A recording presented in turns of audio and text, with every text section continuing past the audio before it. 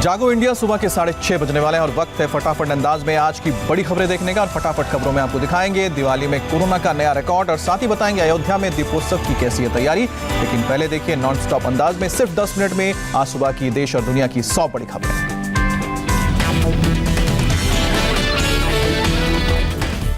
बिहार चुनाव में जीत के बाद एनडीए दलों बीजेपी, जेडीयू, हम और वीआईपी पार्टी की बैठक आज। मीटिंग के बाद नई सरकार से शपथ ग्रहण की तारीख पर फैसला होगा। नीतीश ने पटना जेडीयू दफ्तर में पार्टी के चुने गए 43 विधायकों से मुलाकात की। अलग अलग प्रकोष्ठ के पदाधिकारियों से भी मिले।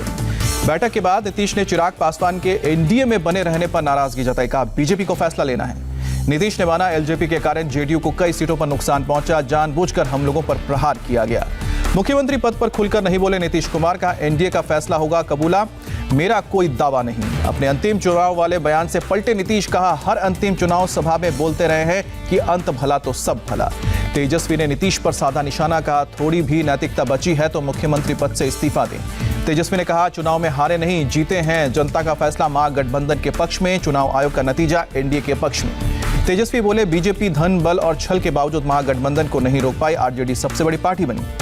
पटना में आरजेडी के विधायक दल की बैठक हुई। विधायक दल के नेता चुने गए, बाद में महागठबंधन के सभी नेता चुने गए। तेजस्वी बिहार के मुख्य चुनाव अधिकारी ने खारिज किया तेजस्वी का आरोप। का मतदाताओं ने किया जीत और हार का फैसला। बिहार में एआईएमआईएम के विजयी 5 उम्मीदवार पहुंचे हैदराबाद। पार्टी चीफ असदुद्दीन ओवैसी ने गले लगाकर स्वागत किया। मशहूर शायर मुनव्वर राना ने ओवैसी पर बोला हमला, ट्वीट कर वोट कटवा। कहा चुनाव का लड़ते तो अच्छा होता। मुनव्वर राना ने कहा हैदराबाद से बिहार आने की क्या जरूरत थी, हिंदुस्तान में दूसरा जिन्ना नहीं पैदा होने देंगे। तारिक अनवर के बयान पर कांग्रेस में रिएक्शन। पी चिदंबरम ने कहा कांग्रेस वर्किंग कमेटी की बैठक में प्रदर्शन की समीक्षा की जाएगी। जयराम रमेश ने भी कहा कांग्रेस कर सकती थी और बेहतर प्रदर्शन, जनता ने महागठबंधन के मुद्दे को नहीं नकारा। बिहार में हार के बाद बोले कांग्रेस में उठे सवाल।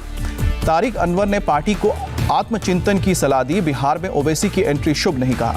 तारिक अनवर ने सुनाई 2 टूक। कहा कांग्रेस के कमजोर प्रदर्शन की वजह से नहीं बनी महागठबंधन की सरकार। जीतन राम मांझी हम पार्टी के विधायक के नेता चुने गए। कहा कोई मंत्री पद नहीं करेंगे स्वीकार। केंद्रीय मंत्री अनुराग ठाकुर ने कहा कांग्रेस की हालत लगातार खराब हो रही है, राहुल गांधी को चिंतन की सलाह दी। पीएम मोदी ने जेएनयू कैंपस में स्वामी विवेकानंद की प्रतिमा का अनावरण किया। वीडियो कॉन्फ्रेंसिंग के जरिए हिस्सा लिया। पीएम मोदी ने छात्रों को संबोधित किया। कहा राष्ट्र हित से ज्यादा अपनी विचारधारा को प्राथमिकता देने से देश को पहुंचा है नुकसान।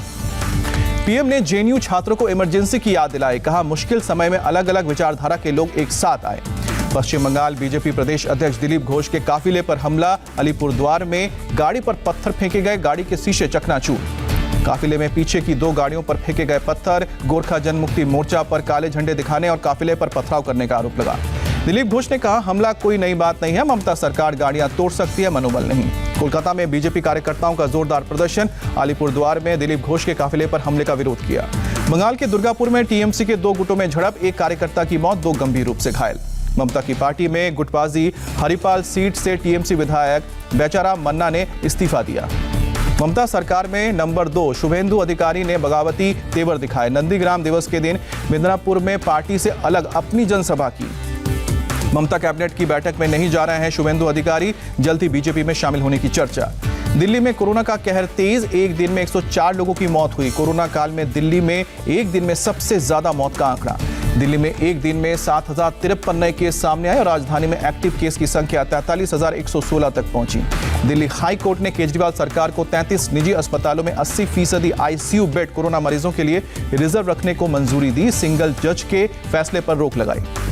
कांग्रेस नेता सचिन पायलट हुए कोरोना पॉजिटिव, खुद ट्वीट कर जानकारी दी। संपर्क में आने वालों को टेस्ट कराने की सलाह। देश में एक दिन में कोरोना के 43,861 नए पॉजिटिव केस, 521 मरीजों ने दम तोड़ा। देश में कोरोना का ग्राफ 87,27,000 के पार पहुंचा। 24 घंटे में 48,000 से ज्यादा लोग रिकवर भी हुए। महाराष्ट्र में 24 घंटे में कोरोना से 4,496 लोग संक्रमित हुए, 122 लोगों की मौत हुई। उत्तराखंड के सीएम की ने बैठक की। सार्वजनिक जगहों पर सोशल डिस्टेंसिंग और मास्क पहनना अनिवार्य होगा। तेलंगाना में भी दिवाली पर पटाखे जलाने पर रोक लगी, हाईकोर्ट का फैसला। अयोध्या में भव्य दीपोत्सव की तैयारी। आज छोटी दिवाली पर जलाए जाएंगे रिकॉर्ड 5,51,000 दिए। सीएम योगी भी शामिल होंगे। पुष्पक विमान के आकार के हेलीकॉप्टर से सरयू नदी के किनारे उतरेंगे भगवान राम, लक्ष्मण और सीता। राज्यपाल आनंदीबेन पटेल और सीएम योगी भी आरती उतारेंगे। अयोध्या में सरयू नदी पर आरती भी उतारेंगे योगी। राम मंदिर के सामने जलाएंगे दिए। आज अयोध्या के लिए कई घोषणाएं करेंगे सीएम योगी। इंटरनेशनल एयरपोर्ट प्रोजेक्ट का भी कर सकते हैं ऐलान। दीपोत्सव से पहले सज धज कर तैयार है अयोध्या नगरी, रोशनी से जगमगाया राम की नगरी। अयोध्या की राम की पैड़ी भी दीपोत्सव से पहले रंग बिरंगी रोशनी में नजर आई। लाइटिंग और लेजर शो के जरिए जबरदस्त नजारा दिखा। दिवाली पर सजा बाबा बद्रीनाथ का दरबार। दिवाली पर गई मां लक्ष्मी की विशेष पूजा, भक्तों ने किए बाबा के दर्शन। धनतेरस पर देश भर के बाजारों में उमड़ी भीड़। दिल्ली में आईटीओ पर लगा जाम, घंटों फंसे रहे लोग। धनतेरस के दिन दिल्ली के बाजारों में भीड़ दिखी। लाजपत नगर मार्केट से लेकर सरोजिनी नगर मार्केट तक पैर रखने तक की जगह नहीं। धनतेरस पर ज्वेलरी शोरूम और बर्तन की दुकानों पर भी भारी भीड़ दिखी। सोशल डिस्टेंसिंग करते हुए कोई नजर नहीं आया।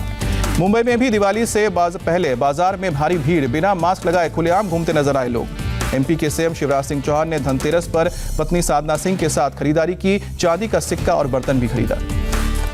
कानपुर में भी दिवाली की खरीदारी के लिए उमड़ी भीड़। बाजार में कोरोना के गाइडलाइन की धज्जियां उड़ी। कर्नाटक के कलबुर्गी में लोगों को कोरोना का खौफ नहीं, सुपरमार्केट में उड़ी सोशल डिस्टेंसिंग की धज्जियां। अमेरिकी सिंगर मैरी मिलबेन ने गाया ओम जय जगदीश हरे भजन। दिवाली की मौके पर शुभकामनाएं भी दी। गाने के दौरान भारतीय परिधान में नजर आ रही हैं मैरी मिलबेन, सोशल मीडिया पर हुआ वायरल। भारत के दबाव का असर, पाकिस्तान ने 1210 मोस्ट वांटेड आतंकियों की लिस्ट जारी की। पहले 19 नाम मुंबई आतंकी हमले से जुड़े हैं। पूर्व अमेरिकी राष्ट्रपति बराक ओबामा ने अपने संस्मरण ए प्रॉमिस लैंड राहुल का जिक्र किया। नर्वस छात्र से तुलना की। ओबामा ने कहा राहुल उस छात्र जैसे हैं जो अपने शिक्षक को प्रभावित करने की कोशिश करता है लेकिन अपने विषय में महारत हासिल नहीं है। म्यांमार चुनावों में आंग सान सूची की पार्टी की जीत पर पीएम मोदी ने बधाई दी। कहा लोकतांत्रिक परिवर्तन का एक और कदम। पंजाब के किसान संगठन कृषि कानून पर आज दिल्ली में केंद्र सरकार से करेंगे बातचीत। कृषि मंत्री नरेंद्र तोमर और रेल मंत्री पीयूष गोयल रहेंगे मौजूद। महाराष्ट्र के औरंगाबाद में एक साधु पर हमला, जख्मी हालत में अस्पताल में भर्ती। 7 से 8 अज्ञात लोगों के खिलाफ केस दर्ज हुआ। यूपी में पीएससी में तैनात डीआईजी अनंत देव तिवारी सस्पेंड। एसआईटी की रिपोर्ट के बाद कार्रवाई। विकास दुबे और उसके गुर्गेज से संलिप्तता के आरोप। ड्रग्स केस में आज अभिनेता अर्जुन रामपाल से होगी पूछताछ। एनसीबी ने भेजा है समन। अगस्त में बेंगलोर में हुई हिंसा में कांग्रेस नेता और पूर्व मेयर आर संपत राज पर कसा शिकंजा। कर्नाटक के गृह मंत्री के मुताबिक लुकआउट नोटिस जारी हुआ है। पीएम नरेंद्र मोदी ने 17वें आसियान भारत शिखर सम्मेलन में सह अध्यक्षता की और 10 आसियान देशों के नेताओं ने हिस्सा लिया। पीएम मोदी ने कहा आसियान समूह शुरू से रहा है हमारी एक्ट ईस्ट पॉलिसी का मूल मंत्र। 30 नवंबर को होने वाली वर्चुअल एससीओ समिट की मेजबानी करेगा भारत। सभी 8 सदस्य देशों ने न्योता दिया। केंद्रीय गृह मंत्री अमित शाह ने कच्छ के आशापुरा मंदिर में पूजा अर्चना की। राज्य के सीएम विजय रूपानी भी साथ रहे। गुजरात दौरे पर गृह मंत्री अमित शाह कच्छ में विकास उत्सव 2020 कार्यक्रम का उद्घाटन किया। कच्छ में गृह मंत्री सरपंचों को दिया भरोसा। कहा केंद्र सरकार आपके साथ खड़ी है। स्कॉर्पियन सीरीज की 5वीं सबमरीन वागीर हुई लॉन्च, जल्द ही नौसेना में शामिल होगी।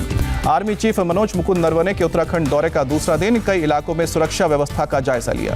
भदौरिया ने गुजरात में नए एयरबेस के इंफ्रास्ट्रक्चर का उद्घाटन किया। पाकिस्तानी सीमा के पास बना है डीसा एयरबेस। माओवादी विचारक वारा राव को राहत नहीं, बॉम्बे हाईकोर्ट ने रिहा करने की याचिका ठुकराई। जम्मू में होने वाले चुनावों पर डीजीपी की बैठक, सुरक्षा व्यवस्था का जायजा लिया। दिल्ली सरकार ने जीवन सेवा ऐप लॉन्च किया। होम आइसोलेशन के कोरोना मरीजों को अस्पताल पहुंचाने में मदद मिलेगी। जीवन सेवा ऐप की मदद से अस्पताल जाने के लिए फ्री में ई वाहन बुक कर पाएंगे कोरोना के मरीज। मनी लॉन्ड्रिंग केस में चंदा कोचर के पति दीपक कोचर को राहत नहीं, कोर्ट ने खारिज की जमानत की अर्जी। दिल्ली के गांधीनगर में कपड़े के शोरूम में आग लगी, लाखों का सामान जलकर खाक हुआ। तंग गली में होने की वजह से आग बुझाने में काफी दिक्कत आई। फायर ब्रिगेड की 26 गाड़ियों ने आग पर काबू पाया। मुंबई से सटे विरार एटीएम कैश वैन का ड्राइवर 4 करोड़ रुपए लेकर फरार हुआ। पुलिस ने तलाश के लिए गठित की है 3 टीमें। यूपी के गोंडा में अवैध शराब जब्त करने गई एक्साइज की टीम पर हमला, पुलिस ने 8 लोगों को गिरफ्तार किया। तेलंगाना के रंगारेड्डी जिले में एक ऑयल मिल में भीषण आग लगी, काफी मशक्कत के बाद आग पर काबू पाया गया। मेरठ में पुलिस ने अवैध पटाखों के गोदाम पर छापा मारा, 20 लाख रुपए के पटाखे बरामद किए। इंदौर में पुलिसकर्मी की गुंडागर्दी, गाड़ी के दरवाजे से टकराने पर एक बाइक सवार की जमकर पिटाई की, पुलिसकर्मी की लापरवाही से गिरा था बाइक का सवार। मुंबई के कांदिवली में 2 लोगों को मोबाइल स्नैच करना महंगा पड़ गया। पीड़ित के पकड़ने पर स्कूटी से गिरे, बाद में नंबर प्लेट के आधार पर पुलिस ने गिरफ्तार किया। वृंदावन में विधवाओं ने यमुना किनारे दीपदान कर मनाई दिवाली। कोरोना की वजह से कम संख्या में नजर आईं। अमेरिका के कैरोलिना में भारी बारिश का कहर, कई इलाकों में बाढ़ जैसे हालात। नॉर्थ कैरोलिना में भारी बारिश से बिगड़े हालात, जगह जगह पानी में डूबी नजर आई गाड़ियां। इटली में फिर बड़ा कोरोना का प्रकोप, पॉजिटिव मरीजों की संख्या 10 लाख के पार। 2 महीने के दौरे पर ऑस्ट्रेलिया पहुंची 25 सदस्यीय टीम।